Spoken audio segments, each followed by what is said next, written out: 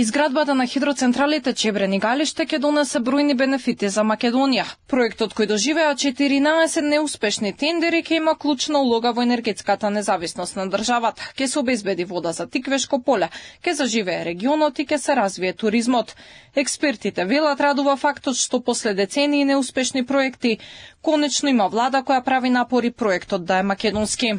Тоа значи обезбедување на вода во очекуваните идни периоди, кога климатски промени ќе нема доволно вода нужна за земјоделие. Неколку декади сите влади бараа некој друг да го прави. Сега владата ќе го прави под нејзин надзор, ќе остане во сопственост на Македонија, на македонскиот народ. И за поздравување. Во минатите години се зборуваше само за изградба на Чебрен, сега повторно во игра е и Галиште. Според најавите, владата има намера да ги гради со парите кои се обезбедуваат со договорот влада со Обединетото кралство. Точната сума се уште не е позната, меѓутоа проекциите заедно со Орлов камен за хидроцентралите се дека ќе надминат 1 милиарда евра.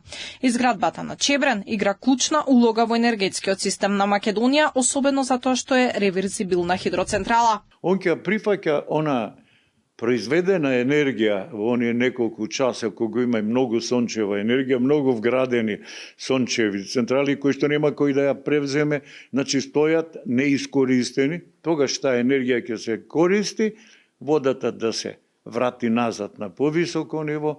Последниот обид да се изгради Чебрен беше минатата година кога владата на СДСМ и распиша тендер кој го доби грчката фирма Архиродон, која ја доби концесијата за користење на водата на Црна река на 60 години, а како бакшиш ќе ја дадевме и ХЕЦ Тиквеш.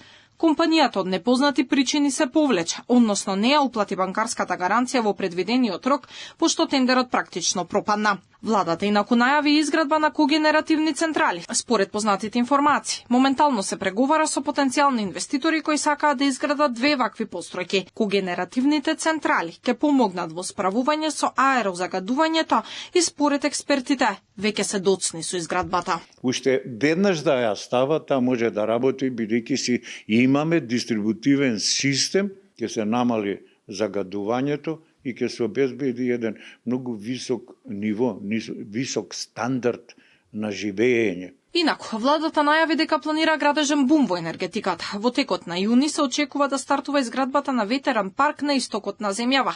На територија од 3 општини, Штип, Карбинци и Радовиш, ќе има 55 ветерници, а инвестицијата е во вредност од $0,5 милиарда.